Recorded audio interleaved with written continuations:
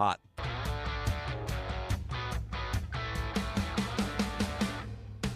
It's 5:05 and welcome into a Thursday edition of the Carolina Journal News Hour. News Talk 1110, 99.3 WBT. I'm Nick Craig. Good morning to you.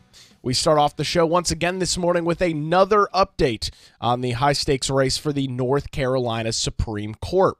Republican State Supreme Court candidate Jefferson Griffin is urging our state's highest court that to not bypass the Court of Appeals to address Griffin's election dispute.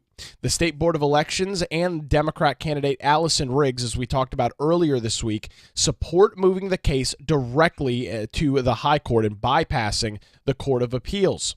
Griffin, a state appeals court judge, obviously he would be recused and would not be seeing this case himself, trails Allison Riggs by 734 votes in the contest that happened all the way back on November the 5th. Two recounts have confirmed Riggs' lead, yet Griffin is asking the courts to throw out more than 65,000 ballots. In his Griffin's lawyers wrote in an order yesterday, quote, "The State Board of Elections now asks this court to do something extraordinary, to bypass the Court of Appeals and intervene in a case that is yet to receive any articulated judicial analysis. This request is not just a procedural irregularity, it is a stark reversal of the board's own arguments from just 1 week ago. The election board had opposed Griffin's initial effort to have the state Supreme Court address the dispute directly. The High Court agreed with the elections board to have the case returned to Superior Court, where state law dictates election protests should be heard. Griffin's lawyers followed up by saying, now having won the battle, the board urges this court to leapfrog the very process that it demanded." The legal team's court filing said Pittman issued 3 identical one-paragraph orders after a hearing during which no questions were asked. Pittman is the Wake County Superior Court judge that ruled in favor of the State Board of Elections and Democrat Allison Riggs. The order followed up by saying, quote, "Because these orders omit the Superior Court's reasoning, they do not afford the parties or public the robust judicial review that this case absolutely deserves. Granting the board's bypass petition would compound this error, as it would have this court review a skeletal record in lieu of the Court of Appeals' expedited efforts to provide the first reasoned analysis of Judge Griffin's election protest." So as of right now, there is currently a schedule in place with the North Carolina Court of Appeals. They would be giving their decision on or about March the 3rd if the court stays there. And we are waiting to see this morning again whether the state Supreme Court will cut the appellate court out, if the appellate court will hear it, and then depending on the outcome, likely a challenge to the state's highest court. Still a lot of moving parts. There is apparently at least a little bit of light at the end of the tunnel. We will keep an eye on it right here on the Carolina Journal News Hour and over on our website, carolinajournal.com, where it's now 5:08, News Talk 1110, 99.3 WBT. We have got some election-related news here in North Carolina this morning. However, it is not the November 2024 election back just a couple of months ago. Looking ahead at the 2026 election. To get some details on that this morning, Teresa Opeka, carolinajournal.com, joins us on the News Hour. Teresa, still dealing with a little bit of whiplash from November, and we're already on to the next. What are you tracking this morning? Yeah, thanks so much, Nick, for having me. Good morning. Yep. So we're all taking a sigh of relief because it was quite the election year and election night, general election in November. So kind of getting our bearings again. But there's actually a few people looking forward to the 2026 election cycle. And one of those would be incumbent Senate leader Phil Berger from the North Carolina State Senate, and in particular his District 26. And as of course, he is the representative for Rockingham and Guilford counties. He is also facing now a challenger for the 2026 primary in Rockingham Sheriff Sam Page. Sam Page announced his intentions to run for office last week, and Berger announced his intention yesterday to reporters. I think last week he said he was going to wait a little bit till it was closer to the filing deadline, but I think Sam Page kind of prompted him to say, yeah, I'm definitely running for reelection. I didn't think otherwise. So we've got the first two candidates for next year's election already named. Well, and Phil Berger, for folks that are not super familiar with North Carolina politics, or Teresa, maybe are new to the state, is the leader of the North Carolina Senate, and he's been so since the Republicans took control of the General Assembly after 100-plus years of Democrat control back in 2011. He is a very powerful and influential man across the state of North Carolina. He definitely is. So he's currently in his 13th 13th two-year term in the Senate. And he's, they call him one of the architects, getting things together, getting the budget, proposals. And as far as like, he had his hand in the Medicaid expansion that took place, everything, and also for school choice. So yeah, he's got a lot of power in the North Carolina General Assembly. So he still wants to continue in that vein. Now, you mentioned this primary challenger in the Rockingham County Sheriff, Sam Page. He ran in the Lieutenant Governor Republican primary back last election cycle. You spoke with him on Friday. What did he have to say as to why he was running for this position? Yeah, so definitely covered that last year when there were so many candidates on the board for that. He said that he decided to run again for a different office because he will be a sheriff for 28 years come next year, 27 years this year. He said he'd like to step it up to the next level and take what he's learned as a sheriff for the past 27, 28 years and bring that to the Senate. He said he's going to bring a different perspective and another vision to help the people of North Carolina and his district. He also said he's heard from a lot of people that they're not too happy with leadership. He wouldn't go into specifics, but that's another reason why he's running. What are some of those things that, as we cover the General Assembly, there has been some criticism of things that Republicans have pushed forward. You mentioned some of the things, including Medicaid expansion. Teresa, the discussion on casinos, medical marijuana, these things can kind of ebb and flow in regards to Republican lawmakers in Raleigh. Do you think some of those maybe factor into this as well? Yeah, I think so. It was noted too that Page came out against casinos, or he actually wanted people to have more of a say if they wanted to have that. I know Berger was a big proponent of getting casinos in the legislature in the 2023 budget, but it fell on deaf ears, if you will. Maybe not deaf ears, but it wasn't an agreement with the House. So that kind of fizzled out. For what Berger said yesterday, that casinos are not even on the roadmap, or they're not even going to come up in legislation this year. They're just not part of the landscape. So we'll wait and see on that. But yeah, there's been a lot of unpopular things when it comes to what they've been pushing. Medicaid expansion is another. After years and years and years of not doing that, they finally said, yeah, okay, we'll do it because we're now going to get more money from, it was the Biden administration who was going to give some more federal funding. But now, as we're hearing, the Trump administration wants to cut back on Medicaid funding, and they may have to look to the states to fulfill that gap. And, right now there's looking at funding sources for Hurricane Helene relief out in Western North Carolina, not to mention, in Eastern North Carolina, where we see the NCOR failure over the past how many years. There's people still living in hotels and motels almost a decade later, $300 million in the hole for NCOR, asking for more money. So the state, while it was doing so well as far as having a lot of revenue streams, a rainy day fund, which they do have, they're going to start coming up short in some areas because a lot of things are coming due this year, unfortunately.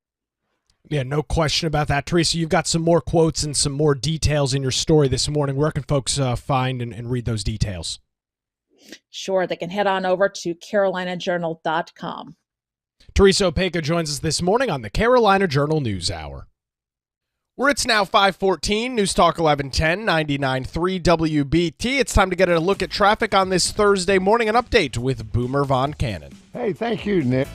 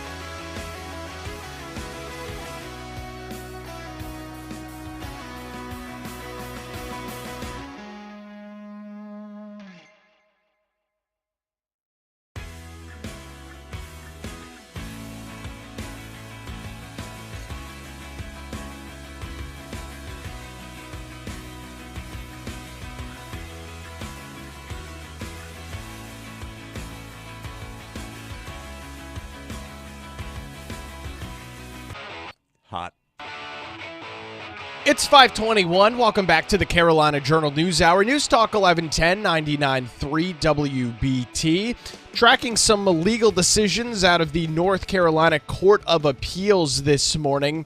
In an order yesterday, they dismissed an appeal from two journalists that were arrested and convicted of trespassing while covering a protest that happened in Asheville all the way back in 2021.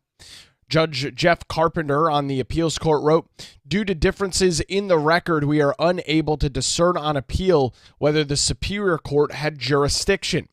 There are two individuals at question here. Matilda Bliss and Melissa Cote worked as reporters for the Left of Center Asheville Blade when they covered Asheville police activity on Christmas night 2021. Bliss and Cote recorded officers dismantling tents and asking protesters to leave a downtown park after it closed at 10 p.m. The two reporters were among 6 people charged that night, according to the appeals court opinion, and more than a dozen people eventually faced charges connected to the protest that started on December the 19th, just a couple of days before that. Bliss and Cote fought the charges in both district court and superior court, and in June of 2023, after a week-long trial, a jury convicted both journalists. A trial judge ordered them to pay a $100 fine and court costs. The journalists' appeal focused on a violation of their First Amendment rights, yet Carpenter and fellow judges Julie Flood and Michael Standing did not reach that issue. The court order reads as follows. Although the record provides in a statement of organization of the trial court that the defendants were first tried and convicted in district court before being convicted of second-degree trespassing in superior court, there is no supporting documentation in the record. Indeed, the record fails to establish that the defendants were tried in district court on the charges of second-degree trespassing, giving rise to jurisdiction in superior court. Accordingly, because we are unable to verify the jurisdiction, we dismiss the defendants' appeals." It went on to say, with a few exceptions, district courts have exclusive jurisdiction over all misdemeanors, and indeed, absent a presentation by a grand jury, which is not included in the record, the Superior Court cannot exercise jurisdiction over a misdemeanor unless the defendant is first tried and convicted of such misdemeanor in an inferior court, and the appeal to a superior court from the sentence pronounced against him or her by the inferior court is for such misdemeanor. Bliss and Cote had the responsibility to include the district's court proceeding in their appeal documents, and they did not do so. They noted in the record that they were tried and convicted after a bench trial before District Judge Calvin Hill in April of 2023. However, back to the appeals court, quote, "Without the necessary records and information from the district court proceeding, we are unable to determine whether the Superior Court had jurisdiction." So with that, these two journalists' misdemeanor charges all the way back from 2021 will stand as of right now. Not sure whether they will appeal that to the state's highest court or ask for some additional information from the appeals court. That is one of the few judicial stories that we are tracking this morning over at carolinajournal.com, where it's now 525 and News Talk 1110, 99.3 WBT. We've got a major update this morning out of the North Carolina General Assembly surrounding a group called NCInnovation. To get some additional details on that, Jeff Moore, carolinajournal.com, joins us this morning on the News Hour. Jeff, appreciate the time. Can you tell us about NCInnovation and then provide us with some of these details out of the legislature? Yeah, Nick, glad to be here. Thanks for having me. So NCInnovation is a private nonprofit that 2 years ago in late 2023 during the budget process, they got awarded $500 million to fund an endowment that they would use the returns from which to fund grants to public university researchers in the hopes of commercializing that research, getting the businesses going, having the jobs stay here in North Carolina, so on and so forth. So there's a grand idea that these business executives had that formed NCInnovation, the nonprofit. They went to the legislature, they got this money in the budget process. And in the interim, they've been deciding how they're going to invest the money, like where the endowment is going to be managed by. I believe we spoke about that earlier, that Wells Fargo won that contract to manage that portfolio. But they've also had a lot of issues with transparency, some infighting on the board of directors between those legislatively appointed members and those legacy directors that are there, based on accounting issues, some basic transparency issues, and they have fought oversight initiatives from the outfits like John Locke Foundation and the Carolina Journal, but also been fighting with some lawmakers and law staff of the General Assembly who have provided some oversight functions there for that money. So that's what NCInnovation is. They have the $500 million. It's in an endowment. And just yesterday, the co-chairs of the House Oversight Committee, Representatives Harry Warren and Jake Johnson, along with Representative John Blust, they filed legislation, House Bill 154, to actually reclaim the $500 million that was given to NCInnovation, to get that money back, to sever the relationship between NCInnovation and the state, and look to rededicate those funds for higher priority items that they're now facing as they get into the 2-year budget making process this time around. Yeah, Jeff, this is quite the 180 for the legislature, which you just noted approved this 2 years ago, walked us through some of those issues that may or may not be taking place inside of NCInnovation. This is a dramatic change in direction. Do you think it's just some of those issues that you mentioned earlier that are leading to this? What could be causing such a change? Well, I think there's a lot of external pressure, as you've seen, and everybody's probably aware of at this point. The disaster in Western North Carolina has called for a lot of relief funding. They've already kind of worked up more than $1 billion in the budgeting process from last year during modification processes. But this year they're looking at another bill of $500 million and probably more, and that's putting some pressure on other budget considerations. We've got a consensus forecast from the Office of State Budget and Management that is cautioning about revenue shortfalls in year 2 and 3 going forward. So you got some pressures there, and really just have a lot of very high priority spending obligations. And then you have this $500 million with an institution that has come under some fire and scrutiny for some of their practices, not necessarily been the friendliest with the lawmakers trying to oversee their activities there. And so it looks like a big pile of money that they would really like to have back in order to redirect those funds toward disaster relief in the western part of the state, and maybe even finish building some of these homes left over from the destruction of Hurricane Matthew and Florence in the eastern part of the state. Jeff, now, I should add also, Nick, originally the House was cooler on the idea of funding NCInnovation. Their initial proposal was about $50 million that they would give towards this project. Then there was also an appetite in the Senate that was very much more so. So they were actually looking to fund it to the tune of $1.5 billion, I believe. And so they met in the middle during the budget process, and it landed on that $500 million. So it's not necessarily surprising that the reclamation legislation is going to be coming from the House side. There's been no indication that there's any appetite at all to reclaim these funds on the Senate side. So this is going to be one of those big bargaining chips that comes into play during the budget negotiation process going forward. We'll have more details on this very interesting NCInnovation story with Jeff Moore coming up after this. You're listening to the Carolina Journal News Hour. Where it's now 5:30, News Talk 1110, 99.3 WBT. Another look at the roadways on a Thursday morning. A traffic update with Boomer Von Cannon. Hey, thank you.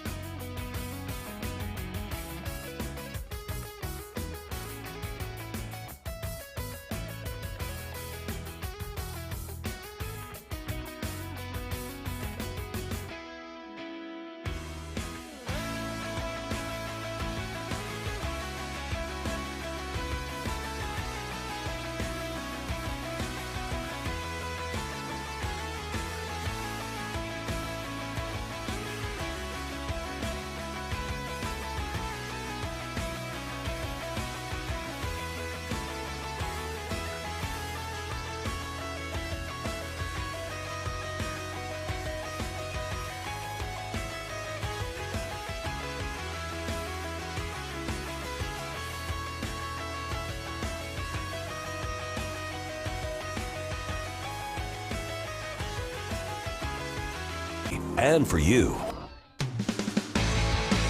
Hot.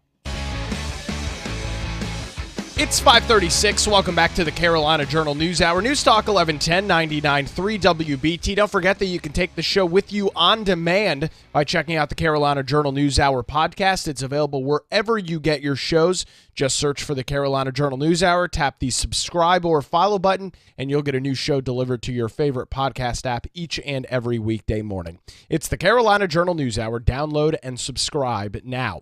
Recapping our update this morning on the North Carolina Supreme Court race, candidate Jefferson Griffin is urging the North Carolina Supreme Court to not bypass the Court of Appeals in his election dispute against Democrat incumbent Justice Allison Riggs. The State Board of Elections and Riggs support moving the case directly to the High Court. Griffin currently trails Riggs by 734 votes out of more than 5.5 million cast in the election back in November, and 2 recounts have confirmed Riggs' lead as of thus far. However, Griffin seeks to throw out over 65,000 ballots from that contest. A January the 7th state Supreme Court stay has prevented the election board from certifying Riggs as the winner to this point. And back on February the 7th, a Wake County Superior Court judge in William Pittman issued a brief ruling rejecting Griffin's ballot challenges. Griffin appealed to the Court of Appeals, but the election board and Riggs want the Supreme Court to take the case immediately and bypass the appeals court. Griffin's lawyers argue that by bypassing the Court of Appeals, that is a procedural irregularity and warn of a potential deadlock if the Supreme Court reviews the case with only 6 justices. They advocate allowing the appeals court to provide a reasoned analysis before a potential appeal to the state's highest court. The appeals court has expedited its review with final written arguments due by March the 3rd. Meanwhile, the election board argues that the case's public importance and potential harm from delays warrant immediate Supreme Court intervention. Riggs does continue to serve on the Supreme Court, while the dispute is unresolved, and Griffin continues to serve on the Court of Appeals. Obviously, both of them have been recused and will be recused from anything that is in front of their court. So Griffin in the appeals court, where the timeline is set right now, and anything that makes its way to the state's highest court, Allison Riggs will be recused from that as well. There's continues to be a lot of moving parts on this. We continue to track the details over at carolinajournal.com and right here on the Carolina Journal News Hour, where it's now 5:39. News Talk 1110 99.3 WBT. Continuing our discussion with Jeff Moore over at carolinajournal.com about NCInnovation. Jeff, as we look at the national level, the federal government has been successful in clawing back some money from organizations like FEMA last week, with money going to New York City, and the federal government's been successful in clawing back some of that money. How does that practically work for NCInnovation here? $500 million worth of taxpayer dollars doled out by the General Assembly. What is that process going to look like, Jeff? Well, luckily with the structure of that appropriation, so the $500 million went to them, is sitting in an endowment.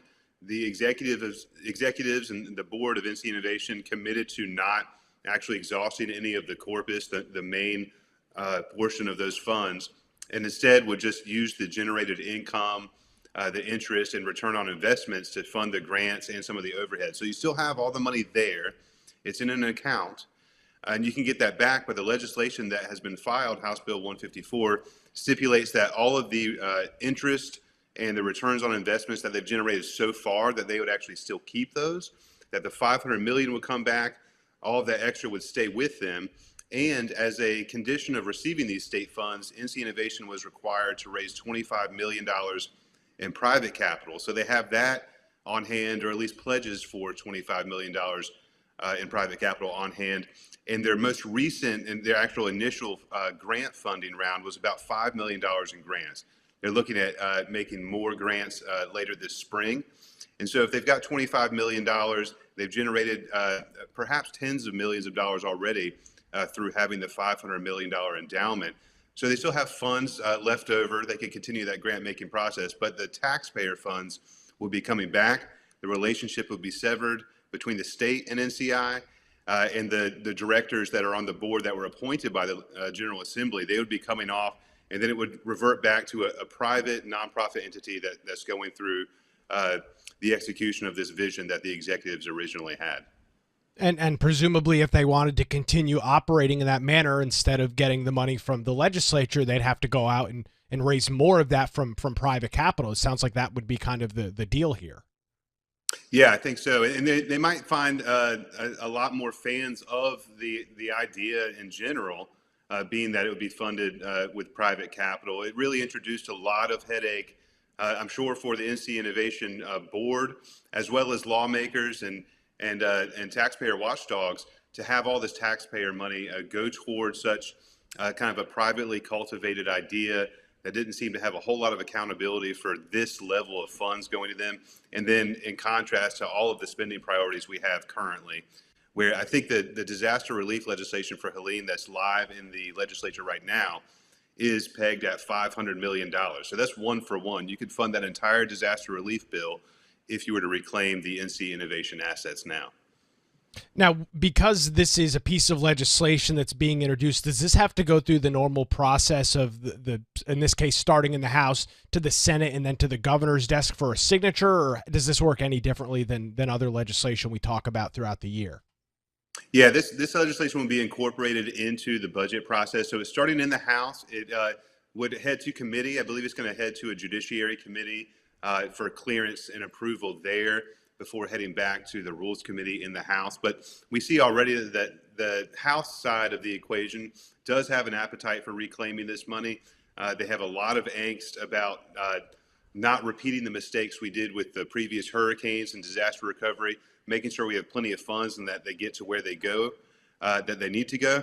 But also, we've got this entire national narrative about government efficiency and accountability. So you've got a lot of momentum there on that side of things to get it done. It would have to pass over to the Senate. It remains to be seen if it's going to have any real support in the Senate. But as they get towards the deeper into the budgeting process, and they're doing the horse trading of what the funds that they have, the revenues that they have on hand, and what they actually need to spend it on, this could become a big bargaining chip. And so it's going to come into play, but it definitely has to work its way through the process. A lot of times bills are filed and they get sent to the Rules Committee on the Senate or the House side right away, and they die there. That is a committee that can control the flow of legislation through the chambers. But this appears to be scheduled to be heard in a couple of other committees before going to Rules. You have some indications of support from some of the leadership. The sponsors of this bill are the co-chairs of the Oversight Committee in the House. So it should have a lot of legs in the House side of things. Once it gets over to the Senate, we'll have to watch, and everybody will have to clue in CarolinaJournal.com to see if they have much of an appetite to move it along as well. Jeff, we appreciate the update this morning. We know this is a tricky kind of situation to follow for some of our listeners because there's so much detail and a lot of things in the weeds here. Where can folks not only get more details on what we're talking about this morning, but the entire history of NCInnovation over the last couple of years? Yeah, CarolinaJournal.com. We've been covering NCInnovation from the beginning, so you'll find lots of great nuanced, detailed reports on NCInnovation and many other things that state government is doing in North Carolina. Jeff Moore joins us this morning on the Carolina Journal News Hour. Where it's now 5:44, News Talk 1110, 99.3 WBT. It's time for another look at your Thursday morning commute, an update on the traffic center with Boomer Von Cannon. Hey, thank you, Nick. Good.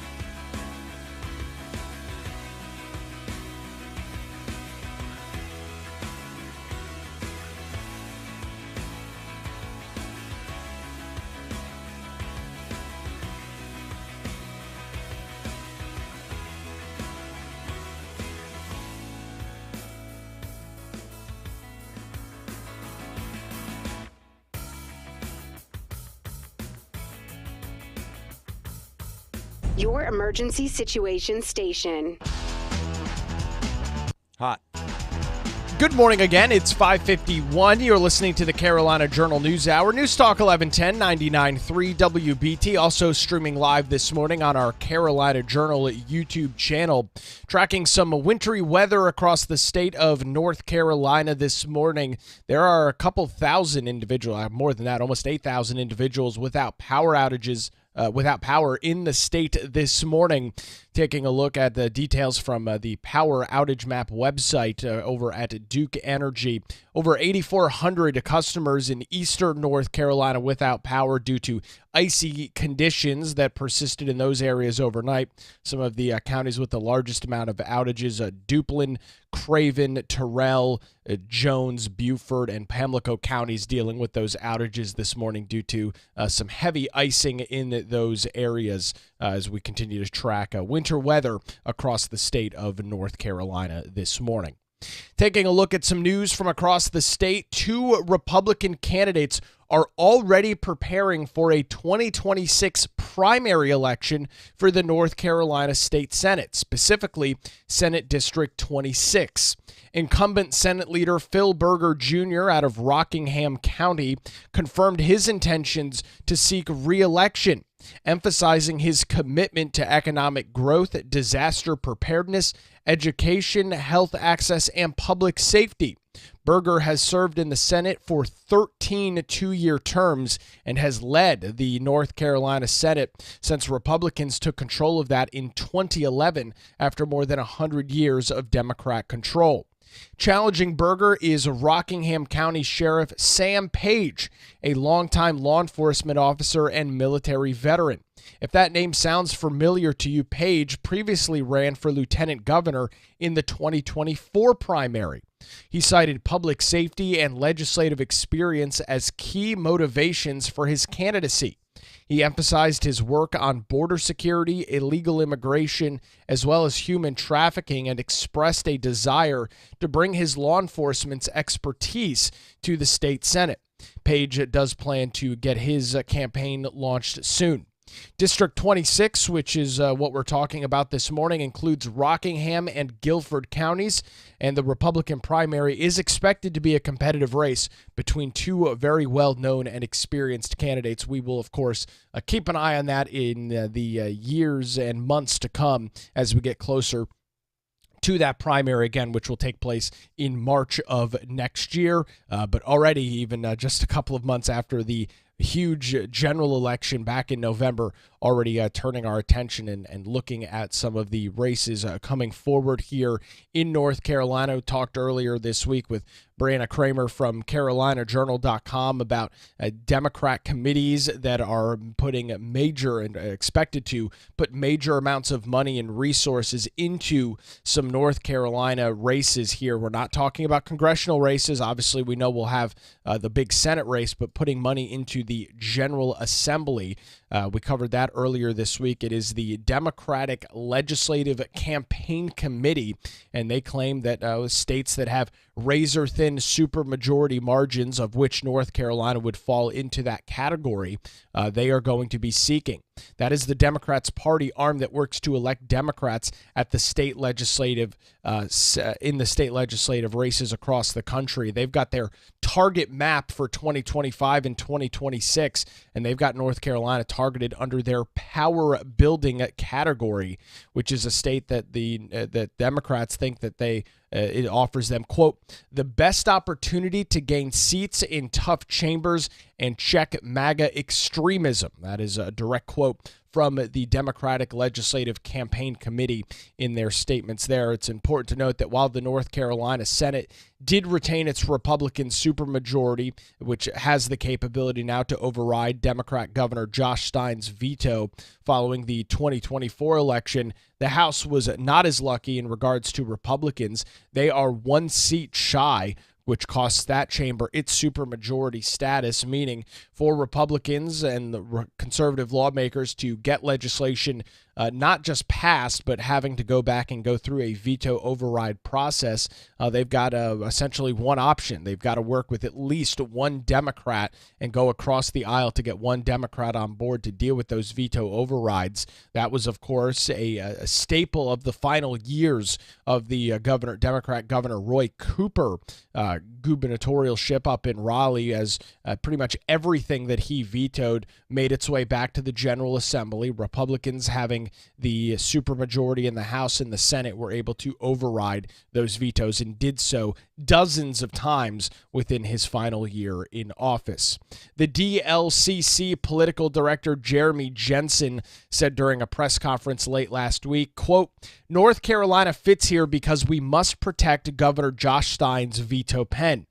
His veto power rests on a single seat in the House right now, and we must defend that progress that we made from last cycle. There are plenty of other states that this Democrat legislative committee is looking at. They include Alaska, Minnesota, Michigan, Pennsylvania, Virginia, and Wisconsin as their main key battleground states. North Carolina does not fall into that. We are under the power building category, in which it is also New Mexico, Georgia, and North Carolina, as well as New Hampshire, are in that category. So a lot of emphasis here in the state of North Carolina as we head into the 2026 election cycle. The entire General Assembly will be up for re-election. No Council of State members, but the entire GA, and of course a very high-stakes Senate race that will be taking place as well. We'll keep an eye on all of it right here on the Carolina Journal News Hour and over at carolinajournal.com. That's going to do it for a Thursday edition of the Carolina Journal News Hour. WBT News is next, followed by Good Morning BT. We're back with you tomorrow morning, 5 to 6, right here on News Talk 1110 and 99.3 WBT.